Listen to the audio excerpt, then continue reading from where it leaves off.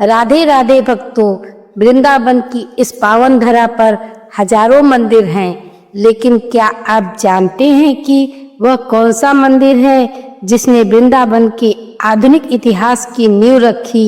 एक ऐसा मंदिर जो 450 साल से भी अधिक पुराना है, जिसका संबंध साक्षात भगवान श्री कृष्ण के पपौत्र से है। आज हम आपको लेकर चलेंगे द्वादशादित्य टीले पर स्थित श्री राधा मोहन मंदिर में। यह मंदिर न केवल वास्तुकला का अद्भुत नमूना है, बल्कि भक्ति और समर्पण की एक जीती जागती मिसाल है। वीडियो को अंत तक देखिए, क्योंकि आज हम इस मंदिर के उन रहस्यों को जानेंगे जो इतिहास के पन्नों में कहीं खो गए हैं। मदन मोहन जी का यह मंदिर वृंदावन का सबसे प्राचीन और ऐतिहासिक मंदिर माना जाता है। मान्यता है कि भगवान श्री कृष्ण के पपौत्र ब्रजनाभ ने सबसे पहले यहाँ विग्रह स्थापित किए थे, जो समय के साथ लुप्त हो गए। 16वीं शताब्दी में चैतन्य महाप्रभु की अनन्य शिष्य सनातन गोस्वामी जी वृंदावन आए। उन्होंने इसी ऊंचे टीले पर अपनी कुटिया बनाई और भजन करने लगे। कहा जाता है कि मदन मोहन जी का मूल विग्रह उन्हें एक गरीब ब्राह्मण के घर से प्राप्त हुआ था। भक्तों, इतने भव्य मंदिर के निर्माण के पीछे एक बहुत ही रोचक कथा है। मुल्तान के एक धनी व्यापारी थे, रामदास कपूर। उनका एक बड़ा व्यापारिक जहाज जो कीमती सामानों से लदा था, यमुना नदी के इसी टीले के पास आकर फंस गया। रामदास ने बहुत प्रयास किए, लेकिन जहाज टस से मस नहीं हुआ। हार कर वो सनातन गोस्वामी जी के पास आशीर्वाद लेने पहुंचे। गोस्वामी जी ने कहा, मदन मोहन जी से प्रार्थना करो। रामदास ने संकल्प लिया कि यदि उनका जहाज निकल गया तो वह यहाँ एक भव्य मंदिर का निर्माण कराएंगे।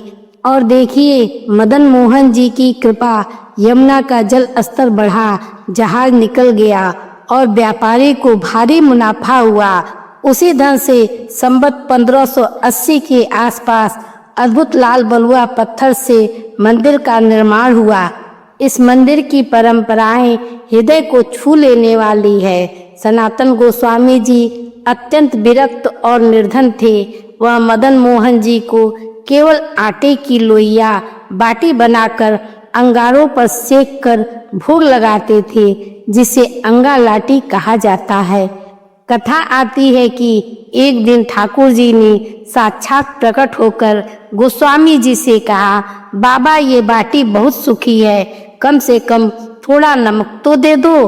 गोस्वामी जी ने उत्तर दिया, प्रभु आज नमक मांगा है, कल घी मांगोगे, मैं कहाँ से लाऊंगा? जो रूखा सूखा है वही पालो। आज भी इस मंदिर में उसी परंपरा का पालन होता है और ठाकुर जी को बिना नमक और बिना घी का सादा भोग लगाया जाता है।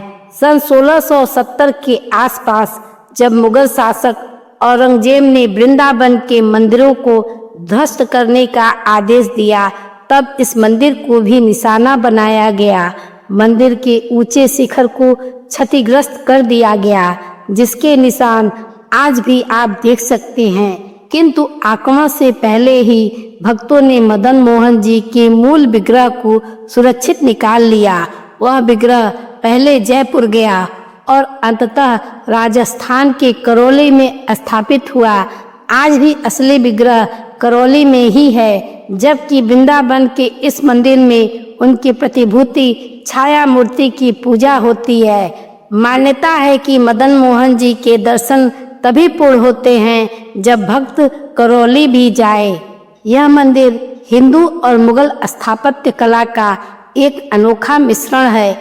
इसकी मजबूती आज भी इंजीनियरों को हैरान करती है। मंदिर के प्रांगण में ही सनातन गोस्वामी जी की भजन कुटीर और उनकी समाधि स्थित है, जहां आज भी अद्भुत शांति का अनुभव होता है।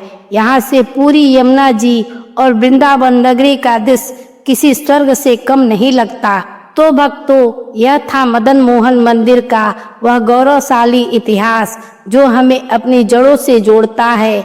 अगली बार जब आप वृंदावन आए तो इस ऊंचे टीले पर चढ़कर मदन मोहन जी के चरणों में माथा टेकना न भूलें। आपको यह जानकारी कैसी लगी हमें कमेंट बॉक्स में राधे राधे लिखकर जरूर बताएं। धर्म और संस्कृति से जुड़ी ऐसी ही अन्य जानकारियों के लिए हमारे चैनल को सब्सक्राइब करें। मिलते हैं अगले वीडियो में, तब तक के लिए जय श्री कृष्ण, राधे राधे।